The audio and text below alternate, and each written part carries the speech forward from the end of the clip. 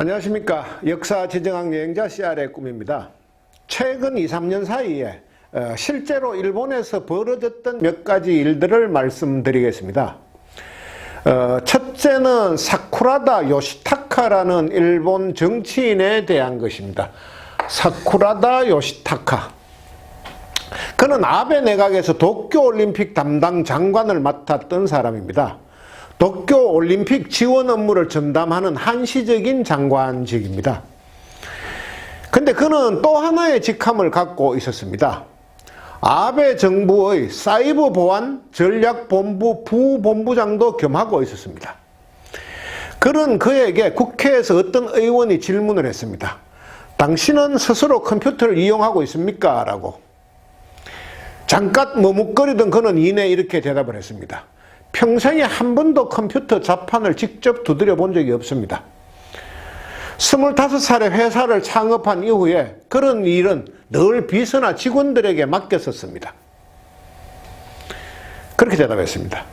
그는 질의응답의 과정에서 해킹이라는 단어의 뜻도 몰랐고 USB가 뭔지도 몰랐습니다. 그런데 그의 직함이 사이버 보안 전략본부 부본부장이었습니다. 그는 1949년생으로 장관 재직 때의 나이가 70세였습니다. 다케모토 나오카즈라는 정치인이 있습니다. 다케모토 나오카즈. 불과 얼마 전까지 아베 내각에서 문부과학성 장관을 지냈던 사람입니다. 일본의 문부과학성은 한국으로 치면 교육부하고 과학기술정보통신부 그리고 문화체육관광부를 합쳐놓은 기구입니다. 따라서 그 사람이 맡은 중요 업무 중에는 과학기술정보통신이 있습니다. 소위 IT 분야가 그의 소관이었습니다. 근데 그는 법학도 출신으로서 IT에 대해서 아는 것이 거의 없는 사람이었습니다. 게다가 나이가 1940년생이니까 취임 당시 거의 80살에 가까웠습니다. 하여간 그런 사람이 IT 담당 장관이 됐다는 것도 좀 황당합니다만 더 웃기는 거는 그가 장관을 하면서 같이 맡았던 겸직했던 직함 중에 일본의 도장 문화를 지키는 의원들의 모임, 즉 도장수호 연맹 회장도 겸임했다는 겁니다. 일본의 발전, 일본의 디지털화를 가로막는 가장 큰 요인의 하나가 도장 문화라는 지적이 여러 차례 반복되고 있는 상황에서 IT 담당 장관이 도장수호 연맹 회장을 겸했다는 것은 넌센스 중의 넌센스고 코미디 중의 코미디입니다. 정말 절로 웃음이 납니다. 모리 요시로라는 정치인도 있습니다. 위에 언급한 두 사람보다 훨씬 더 기에 익은 인물이고 더 거물입니다. 2000년대 초반에 총리까지 지냈던 인물입니다. 그 사람의 가장 최근 직함은 도쿄올림픽 조직위원장이었습니다. 불과 한 달 전까지. 근데 최근 그가 그 자리에서 쫓겨났습니다. 올림픽 조직위원회 이사회에 여성이 너무 적다 하는 지적을 받자 이 사람이 이렇게 이야기했습니다. 이사회에 여성이 너무 많으면 말이 많아져서 회의가 길어진다. 공식 회의에서 공개적으로 그런 여성 폄하 발언을 했습니다. 시대가 어떤 시대인데 일본에서만 가능한 이야기입니다. 하여간 그 말이 전 세계 언론에 알려지면서 세계의 여성단체들이 문제를 삼고 나섰습니다. 그러니까 결국 일본은 세계의 눈치를 보느라고 그를 사퇴시켰습니다. 하여간 그의 사퇴 과정에서 여러 가지 웃기는 정말 말도 안 되는 일이 참 많이 일어났습니다만 시간 관계상 생략하도록 하겠습니다. 그래서 요새 일본을 보면은 장님이 장님을 인도한다는 성경 구절이 저절로 떠오릅니다. 그 길을 인도하는 사람이나 따라가는 사람이나 둘 다 어디를 향해서 걷는지 잘 모르고 있는 것 같습니다. 세상은 빛의 속도로 변해가고 있는데 어제의 기술이 오늘은 까마득한 옛날 기술이 되고 있는데 일본 사람들은 여전히 과거의 영광, 과거의 그늘에 머물러 있는 것 같습니다. 그 위에 열거한 이 사람들도 단지 나이가 많다는 것, 70세, 80세, 83세 그게 문제가 아니고 평생에 한 번도 자판을 두드려 본 적이 없다거나 모든 문서에는 반드시 인감 도장을 찍어야 된다는 사람, 그리고 여자를 회의에 참석시키면 회의가 길어진다는 사람. 이런 사고를 가진 사람들이 일본을 이끌어 나간다는 것이 문제인데, 그것보다 더 큰 문제는 그런 상황에 대해서 국민들이 아무도 이의 제기를 하지 않고 있다는 겁니다.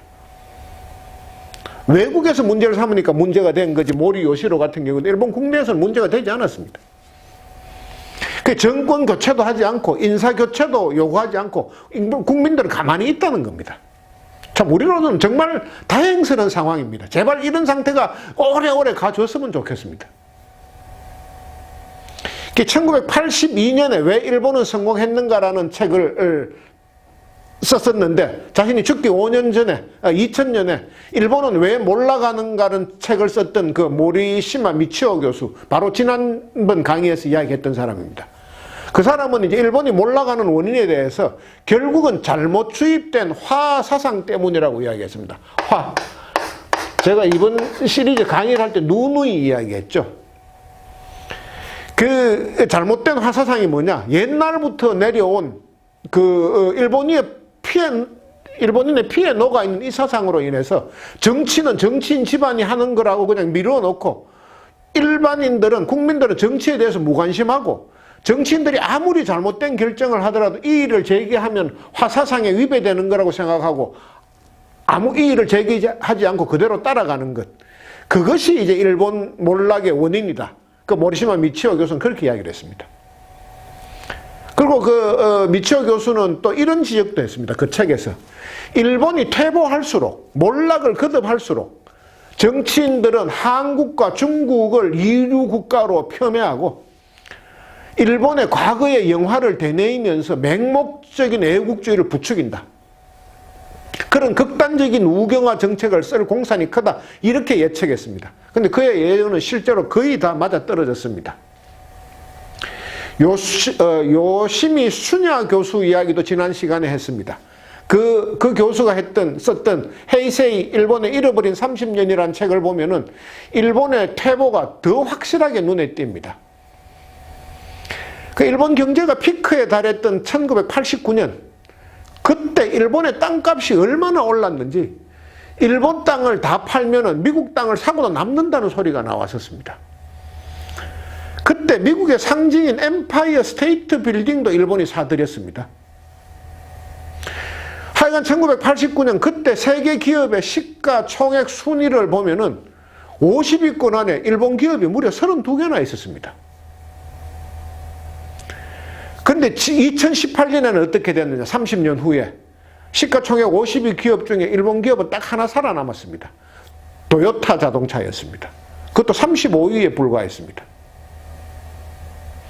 사실 그 1989년에 그 세계 시가총액 1, 5위는 전부 일본의 은행들이었는데, 그것은 버블이라서 일본 경제가 그 당시 아주 심한 버블이어서 그랬다 치고, 당시 전 세계를 휩쓸었던 메이드 인 재팬 열풍의 주역들, 일반 기업체들은 어떻게 되는지 한번 살펴보겠습니다. 1989년에 세계 그 가전제품 생산업체 시가총액 순위에서 일본은 무려 8개의 기업이 10위 이내에 포진해 있었습니다. 히다치, 파나소닉, 도시바, NEC, 후지츠, 소니, 샤프, 산요, 정말 쟁쟁한, 지금도 이름을 들으면 다 기억나는 기업들입니다. 쟁쟁했습니다. 그 당시 미국은 달랑 2개뿐이었습니다. IBM하고 루센트. 근데 현재는 10위까지의 제조업체 안에 일본은 하나도 없습니다. 일본의 전자제품은 완전히 거의 멸종되어 버렸다시피 합니다. 수냐 교수는 일본의 실패 이유를 딱 하나로 꼽았습니다. 미래를 읽지 못했다는 거. 기업체를 포함해서 일본 국민은 어차피 정부가 시키는 대로 할 뿐, 자기들은 말하자면 그렇게 이 독창성이라든지 그 개성을 발휘하지 못하는데, 정부가 정보화 시대에 대한 대비를 하지 못했기 때문에 일본은 그렇게 실패할 수밖에 없었다. 그 어느 정도로 그랬느냐? 이 책에는 나오지 않지만은 앞에서 이야기했던 이 모리 요시로라는 사람은 자기가 총리가 재임하던 시절에 IT 산업을 자꾸만 잇산업이라고 읽었습니다. 잇산업. IT니까 이시죠. 우리나라의 아이돌이 처음 나왔을 때 HOT를 핫이라고 부르고 GOD를 갓이라고 불렀던, 읽었던 그런 어떤 기억이 납니다. 정말 대단한 사람이었습니다. 모리 요시로. IT, 잇산업, 잇산업. 한 번도 지적받아도 계속 그랬습니다. 이 사람은. 하여간 상당히 오래전부터 일본은 한국에 역전당하고 있습니다. 몇 차례 거듭 말씀드리지만은. 그 일본인들이 정언하는 한일 역전이라는 책을 쓴 그 이명찬 교수. 그 사람은 오늘날 한일 관계가 왜 이렇게 최악으로 치닫고 있느냐. 그것에 대해서도 그 책에서 이야기를 했습니다. 문제는 한국의 일본 앞지르기가 본격화됐기 때문이라고 이야기를 하고 있습니다. 그게 근본 원인이다. 이명찬 교수는 그 책에서 일본인들은 자신들을 신의 나라, 즉 신국의 국민이라고 생각하고 있고 또 미국과 싸워서 2차 대전을 일으켰는데 그것도 패전이 아닌 종전으로 끝을 냈던 나라. 그리고 현재도 아시아에서는 유일한 미국의 파트너다. 그렇게 자부하고 있었는데 자신들의 식민지였던 나라. 그 자신들이 굉장히 저 나라는 너무 시끄러워. 저 나라 사람들 너무 시끄러워. 저 사람들 너무 더러워라고 생각했던 그 한국인에게 여러 분야에서 추월을 당하자 일본 국민들은 굉장히 혼란스러운 감정에 빠졌습니다. 그 혼란스러운 감정이 결국은 혐한 한국에 대한 혐오로 이어졌다는 겁니다. 시간 관계상 다 내용을 말씀드리긴 어렵지만은 20년 경력의 KBS 보도국 기자인 이성철 씨는 자기의 일본 특파원 시절 경험을 살려가지고 나쁜 나라가 아니라 아픈 나라였다. 나쁜 나라가 아니라 아픈 나라였다라는 이런 책을 썼는데 이 책도 아주 재밌습니다. 한번 읽어보시기 바랍니다. 그 애플 TV의 첫 한국 작품으로 선정돼서 이미 상당 부분 촬영까지 마쳤다고 알려진, 그래서 한국과 미국 양국에서 큰 관심을 모으고 있는 그 화제의 소설 파친코를 쓴 그 이민진 작가는 일본 정체의 큰 요인 가운데 하나가 계급사회라고 지적을 합니다. 또 만약에 일본이 망한다면 그 이유는 뭔지를 등장인물의 입을 통해서 이야기합니다. 그 소설에는 일본에서 태어난 제1한국인 3세 솔로몬이라는 인물이 나옵니다. 그 파친코업을 하는 아버지 모세를 이야기하는 겁니다. 모자수 덕분으로 미국 유학까지 갔다 와서 다국적 금융회사에 취업을 합니다. 이 솔로몬이. 근데 솔로몬이 취업한 회사에는 가즈라는 일본 황족 반개 가문 출신으로 역시 미국 유학까지 갔다 온 상사가 있습니다. 그 가즈라는 사람은 영업 실적이 그 회사 전체에서 단연 1등입니다. 타의 추종을 불허하는. 이유는 간단합니다. 그 가즈의 가문 때문입니다. 2차 대전 후에 일본에서는 공식적인 귀족 제도는 폐지됐습니다. 그러나 옛날 귀족 가문은 현재도 실질적인 귀족이고 일본에서 큰 거래는 주로 그들 사이에서 이루어지고 있습니다. 가즈는 일본 황실의 반개 가문이었습니다. 쉽게 말해서 끼리끼리 다 해먹고 있다고 이민진 작가는 파친코에서 지적하고 있습니다. 하여간 오늘날까지도 일본은 계급과 그 관계와 부가 끊임없이 대물림되고 있는 나라입니다. 그 파친코에서 그 가즈는 이런 말도 합니다. 그 파친코 2권에 326페이지에 나오는 말입니다. 그대로 한번 옮겨보겠습니다. 만약 일본이 망한다면 그것은 전쟁에 져서 또는 나쁜 짓을 많이 해서 망하는 게 아니야. 더 이상 전쟁이 없어서 평화로운 시기에는 사람들이 보통 사람이 되고 싶어하고 남과 달라지는 걸 끔찍하게 무서워하기 때문에 망하는 거야. 이렇게 이야기를 합니다. 요컨대 일본인은 개성이 없고 독창성이나 창의력 따위를 발휘하는 것을 오히려 두려워한다는 뜻입니다. 사실 이제 일본의 국운이 하향세로 접어든 것은 코로나 사태 때보다도 훨씬 이전이었습니다. 1990년대부터 시작된 잃어버린 10년 이후 기력을 회복하지 못하고 있습니다. 잃어버린 10년이 잃어버린 20년이 되고 잃어버린 30년이 됐습니다. 사실 일본이 경제적으로 일어섰던 것도 인근 국가에서 벌어진 두 번의 전쟁 때문이었습니다. 그거를 바탕으로 해서 그걸 기회로 해서 2차 대전 패전의 잿더미에서 기적적으로 되살아났습니다. 한국전쟁하고 베트남전쟁입니다. 한국전쟁은 거의 사망하기 일보 직전의 일본 경제에 산소호흡기 역할을 했습니다.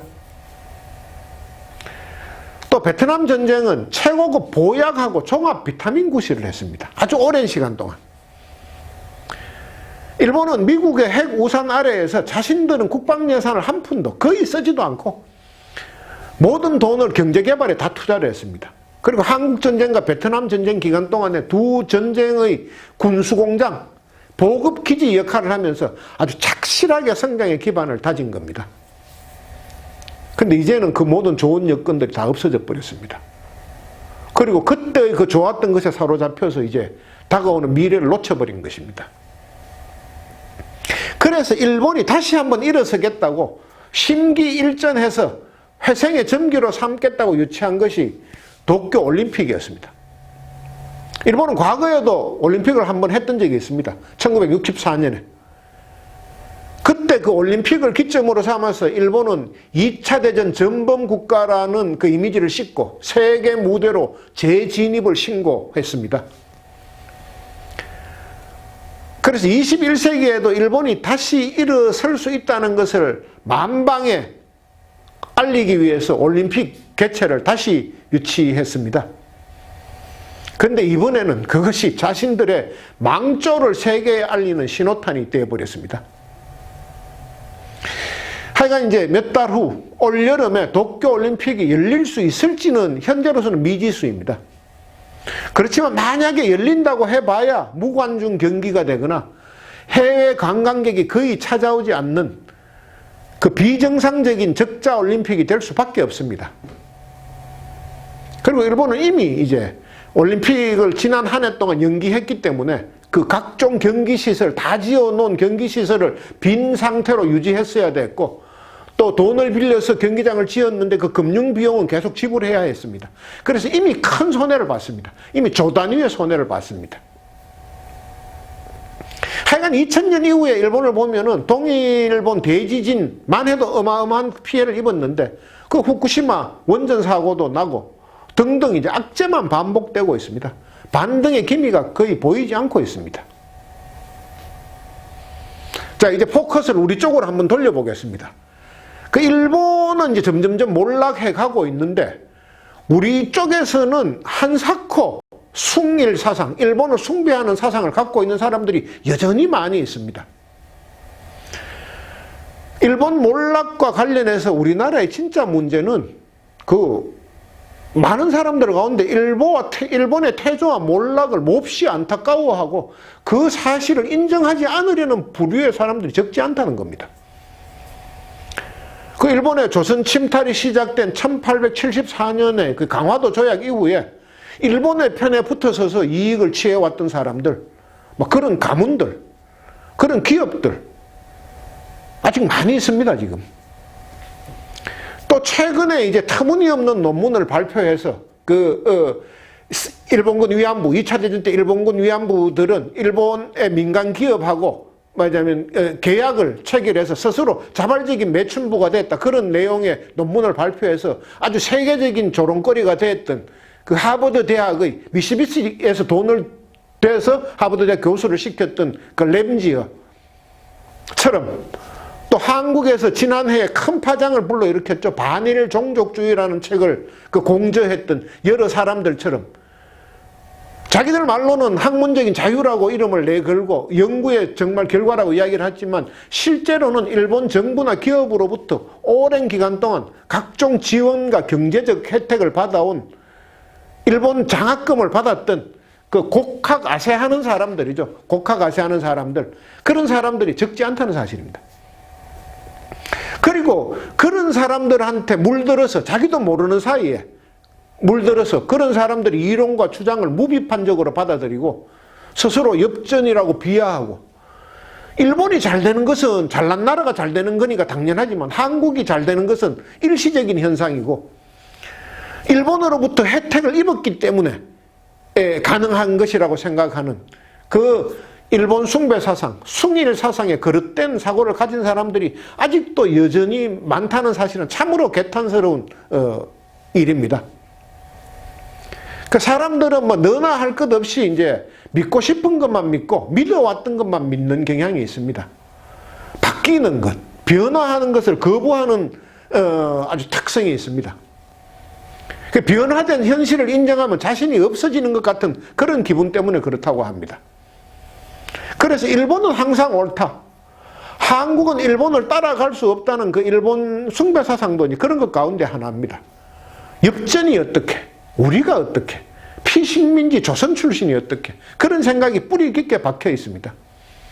근데 그런 생각이야말로 그 일본이 식민 통치 시절에 조선사 편수회 등을 통해서 역사를 날조하고 왜곡해가면서 그 다음에 조선의학회 사건 등을 일으키면서 우리말을 못쓰게 만들어가면서 우리들의 머릿속에, 한국인들의 머릿속에 심어주려고 했던 생각입니다.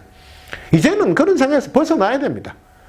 아직도 그런 생각, 그런 행동을 하는 사람들이 주변에 있다면 틀렸다고, 잘못됐다고 그 생각과 믿음을 깨우쳐 줘야 됩니다. 오늘은 여기까지 하겠습니다. 다음 시간에는 한국과 일본의 의식주, 무엇이 얼마나 다른가? 그리고 일본은 왜 성진국이 될 수밖에 없었나 하는 것에 대해서 말씀드리겠습니다. 감사합니다.